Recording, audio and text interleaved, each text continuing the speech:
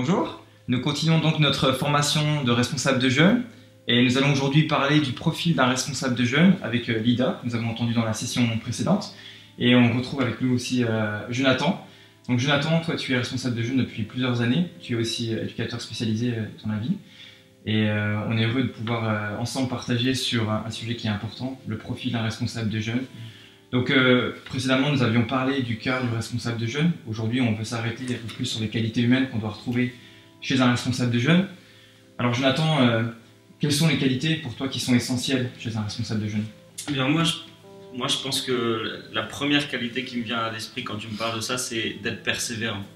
Parce que ce qui est certain, c'est qu'en tant que responsable de jeunes, il y a des fois, tu peux te retrouver avec un groupe de 15-20 personnes, je ne sais pas, peu importe la taille, en tout cas un groupe complet, et là c'est encourageant. Parce que voilà, tu as préparé quelque chose, tu as peut-être fait une communication autour de l'événement, ou voilà, tout ce qui peut se faire autour de ça. Et puis et là, tu es sur un nuage, tu es responsable de jeunes, c'est super, tout est là, tout est prêt, et c'est le réveil, et puis la France va être sauvée, quoi. Et puis après, il y a cet autre moment où de la même manière, tu as tout préparé, de la même façon, tu t'es préparé, tu as pris, je crois que tu as pris du temps. Et puis là, tu te retrouves avec 2, 3, 4, 5 jeunes, et puis ça n'a pas le même effet. Et tu peux être déçu. Et c'est à ce moment-là où la persévérance, pour moi, elle est vraiment importante. Parce que l'ennemi, ce qui est certain, c'est qu'il viendra te décourager. Il viendra te décourager, tu es responsable de jeunes, tu es en première ligne par rapport à la jeunesse. Finalement, tu exerces une sphère d'influence sur un certain nombre de jeunes, tu as un rôle à jouer, et l'ennemi le sait. Des fois, il le sait même mieux que nous. et voilà, ce qui est important à ce moment-là, c'est que tu te dises, moi, je viens ici pour un but bien précis, c'est pour que chacun de ces jeunes soit amené à Christ, pour que chacun de ces jeunes rentre dans leur plein potentiel, et qu'ils soient 15, 20, ou qu'ils soient 1 ou 2 en face de moi, c'est la même chose. Et je vais m'investir de la même manière. Et je vais persévérer. Donc vraiment, pour moi, c'est une des qualités importantes. Peut-être la deuxième qualité que je dirais, enfin, entre autres, une des qualités importantes, c'est d'être, comment dire, innovateur un peu. Et de ne pas avoir peur de se poser les bonnes questions. On arrive un peu dans un groupe de jeunes, parfois on prend la suite d'un responsable de jeunes, d'une équipe, peut-être qu'elle était là depuis des années, peut-être qu'elle fait qu'un passage, peut-être qu'il n'y a rien eu pendant un moment et puis on arrive, peu importe dans comment tu arrives, mais je pense qu'il faut que tu te poses les bonnes questions, c'est-à-dire pourquoi je suis là, j'espère que tu te les posais avant même, et puis qu'est-ce que ce groupe de jeunes a besoin? J'ai qui en face de moi, j'ai quelle tranche d'âge, comment je vais pouvoir leur parler, comment je vais amener les choses, de qui je vais m'entourer. Ça, c'est important aussi de se dire que le responsable de jeunes, je pense, moi en tout cas, je l'ai vu au début de mes années de responsabilité. Je voyais le responsable de jeunes, franchement, c'est bon, la caricature, mais c'était le slip de Superman et la cape, et puis il venait sauver le monde. Bon, je rigole, j'insiste là-dessus, mais justement pour dire que c'est pas comme ça que ça se passe. Je pense que le responsable de jeunes, il y a une grande importance à travailler en équipe et à aller retirer le meilleur en chacun et à l'utiliser. Voilà, à l'utiliser.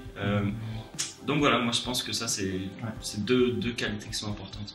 Tu parles de travail en équipe, toi Lida, ça rentre aussi dans l'une des qualités essentielles que tu aimerais mentionner, le travail en équipe? Carrément, je pense que c'est quelque chose de très important.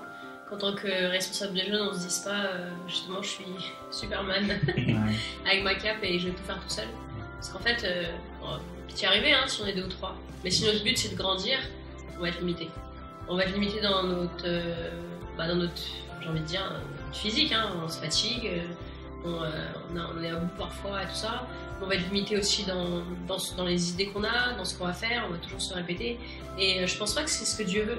Dieu veut aussi qu'on puisse investir dans d'autres jeunes de notre groupe, qui sont peut-être prêts, qui sont peut-être demandeurs, à aussi être des acteurs, qui ont des bonnes idées. Et moi, c'est ce qui s'est un peu passé aussi dans mon groupe de jeunes, c'est que j'ai vu qu'il y avait des jeunes qui voulaient vraiment s'investir un peu plus. Et je me suis dit, je peux pas faire ça toute seule, c'est pas possible. Si je veux que ça grandisse, on est obligé d'être une équipe, de se voir de temps en temps, de se réunir, d'échanger nos idées. Et là, je me rends compte, je me dis, ils ont des idées géniales, quoi. C'est pas seulement mes idées, mais ils ont des idées superbes qu'on peut mettre en place, des qualités aussi que je n'ai pas. Et qui sont nécessaires pour un groupe de jeunes, des dons que je n'ai pas et qui sont nécessaires pour des groupes de jeunes. des traits de caractère que je n'ai pas et qui sont aussi nécessaires, j'ai envie de dire, à la communication des autres. Donc c'est un peu comme si on regardait un match de foot et que c'était que du 1 contre 1 sur un immense terrain de foot. Enfin, c'est juste impossible. Je pense que déjà, ce serait pas fun à regarder. Mais c'est plus marrant quand ils sont 11 contre 11. Bon, il y en a un peu moins. Mais je veux dire, c'est plus logique. Et je pense que être responsable de jeunes, c'est s'entourer de personnes qui, pas forcément sont au top comme on le rêverait, j'ai envie de dire, mais qu'on peut encourager, qu'on peut faire grandir, qu'on peut défier aussi, et du coup ça va nous faire grandir nous aussi. Donc je pense que ça c'est quelque chose de très important, d'être collectif, de chercher l'esprit d'équipe, de s'entourer de personnes qui peuvent aussi apporter des choses au groupe de jeunes. Ouais. Il y a d'autres qualités qui te viendraient à l'esprit par rapport au groupe de jeunes, à son profil? Oui, quelque chose que j'ai vu aussi, c'est qu'on doit être très intentionnel dans notre communication avec les jeunes. Parce que notamment comme c'est des jeunes, je veux dire, et qu'on va leur poser des questions, je suis sûre que ça vous est déjà arrivé. On arrive, ça va? Oui. T'as passé une bonne semaine? Oui. Ça va à la maison? Oui. Et du coup, on est là, bon bah d'accord, tout va bien, on passe à un autre jeune, alors que c'est pas du tout ce qu'on est appelé à faire. On est là quand même là pour les encourager, on est là pour tisser un lien avec eux, on est là pour développer une amitié, on est là pour leur montrer qu'on est présent. Donc soyons vraiment intentionnels dans notre communication. Et puis surtout montrer qu'on n'est pas seulement là pour apporter forcément que des réponses, ou notre savoir, ou notre sagesse, entre guillemets, mais on est là pour les écouter, on est là pour être présent. Et parfois, on voit beaucoup plus de fruits au fait qu'on les écoute, et qu'on leur pose des questions sur leur vie personnelle, sur leur vie à l'école, dans les études, ou avec leur famille. Ça porte beaucoup plus de fruits en fait que seulement apporter des choses vis-à-vis des jeunes.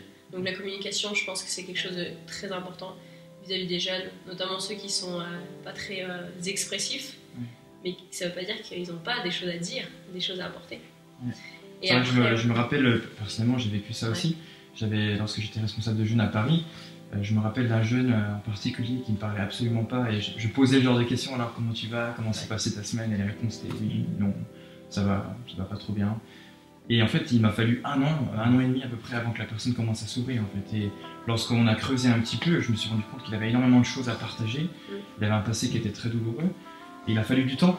Et c'est vrai que la communication, parfois, ça demande du temps. Et on peut vite se décourager parce qu'on essaie plusieurs fois et on se dit franchement, le jeune, il n'a rien à me partager. Je vois pas à quoi ça sert d'aller vers lui. Et des fois même, on se dit, on le voit dans la salle, on se dit bon, je vais aller parler aux autres, mais pas à lui. Et ils le ressentent. Et je pense que c'est important de se dire que la confiance doit être gagnée et qu'après un certain moment donné, la personne peut vraiment s'ouvrir et commencer à nous partager des choses qui sont vraiment cruciales. Peut-être s'intéresser aussi à ce qui s'intéresse aussi. Ouais. Je veux dire, parfois, j'étais surprise de juste parler d'une série du moment et comment ça débloque complètement la personne. Là, tu te dis, wow, d'accord. Je ne connaissais pas le jeune là comme ça. Ou un jeu, ou une passion, ou quelque chose, et en fait la personne s'ouvre et voit vraiment que tu t'intéresses à elle pour ce qu'elle est, et pas seulement, j'ai envie de dire, superficiel, quoi. Et je pense que ça, c'est quelque chose que même eux valorisent dans notre relation avec eux. C'est qu'on est là vraiment pour être vrai avec eux. Pas pour seulement, bon, ok, on a posé nos 3 questions, ça va, quoi. Mais vraiment... Ouais, c'est vrai. Et on parle, c'est vrai, beaucoup le groupe de jeunes, c'est une population à part. Puis en même temps, c'est un groupe de jeunes dans une église. Et on ne peut pas non plus ignorer la vie de l'église. Comment vous le vivez, comment vous le percevez par rapport à la responsabilité de quelqu'un qui est impliqué auprès des jeunes? Comment est-ce qu'il peut aussi valoriser la vie de l'église locale tout en étant responsable des jeunes? Moi, juste là-dessus, je pense qu'à tout niveau, ce qui est important, c'est d'avoir de la redevabilité. Et on n'est pas leader comme ça, tout seul dans sa bulle, et puis on fonce tête baissée. C'est important, on travaille. Et l'Église, et Dieu la voit comme ça, l'Église, on travaille ensemble.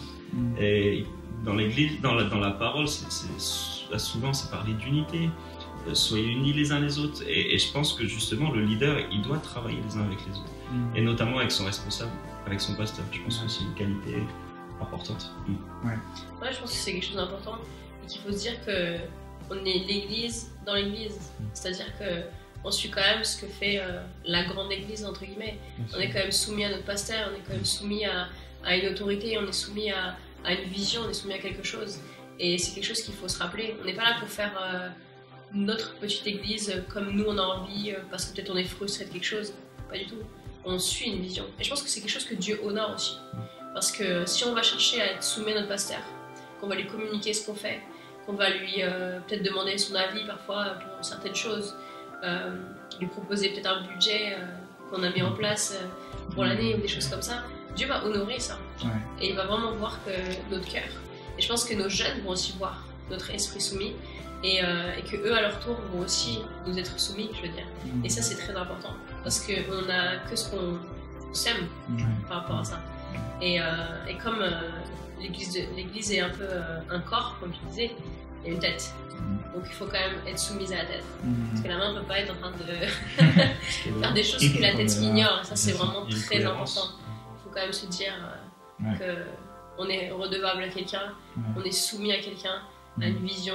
Et prier pour nos responsables, prier pour nos pasteurs, prier pour nos leaders, que Dieu nous aide aussi dans cette relation avec eux, qu'il nous aide aussi à grandir dans cette relation avec eux. Et je pense que ça ne peut que faire du bien à un groupe de jeunes, d'être vraiment soumis. Ouais, c'est vrai, et parfois le responsable de jeunes peut avoir peur de partager avec le pasteur, peut se dire mais est-ce qu'il va soutenir les événements que j'ai sur le cœur, est-ce qu'il va comprendre les idées, les rêves que j'ai. Mais je pense que, comme tu le dis, c'est toujours une attitude que Dieu honore, et même si peut-être que le pasteur dit ben, peut-être pas pour maintenant, mais pour plus tard, ça ne veut pas dire qu'il nous barre la route, ça veut dire aussi qu'on est ensemble dans la même direction et qu'il soutient notre ministère, et je crois que c'est vraiment essentiel. Donc, c'est pas quelque chose de mauvais de se promener dans l'eau. Exactement. Ouais. Je veux dire, vis-à-vis de notre pasteur aussi, ça prouve qu'il peut nous faire confiance, il peut compter sur nous, il sait qu'il a quelqu'un de soumis, et du coup ça ne fait que gagner du crédit vis-à-vis de lui aussi. Il faut se soumettre, ok bon, il a dit non pour ce projet alors qu'il était top, alors qu'on a tout mis en place, alors qu'on a réfléchi, alors qu'on a pesé les pour et les contre. Mais bon, c'est peut-être pas le moment, on garde, et puis à un autre moment, ce sera peut-être le moment idéal. Je pense que c'est essentiel pour le responsable de jeunes, lorsqu'il est devant ses jeunes, de choisir de ne rien faire d'autre que d'honorer ses leaders, le conseil d'anciens. Souvent, ce qui peut se passer, c'est que le groupe de jeunes se dit bon, on va monter une petite révolution parce qu'il y a des choses qui ne nous plaisent pas dans l'église, mais je pense que c'est vraiment le travail du responsable de jeunes de dire écoutez, on est là pour honorer, on est là pour respecter et pour avancer ensemble. Donc, en tout cas, merci Joe, merci Lida. Il y a beaucoup de sagesse dans tout ce qu'on a partagé là, dans cette session. Et on se retrouve pour la session suivante qui aura donc pour thème l'aspect pastoral du ministère de responsable de jeunes. Donc je vous invite à répondre aux questions qui ont porté sur cette session. Elles sont disponibles en ligne et suite à ces questions, vous allez être mis en relation avec votre mentor ou votre pasteur et je vous encourage vraiment à programmer des rendez-vous réguliers dans lesquels vous pouvez partager votre cœur et votre vision pour le groupe des jeunes. On se retrouve à la session prochaine. Merci. Docteur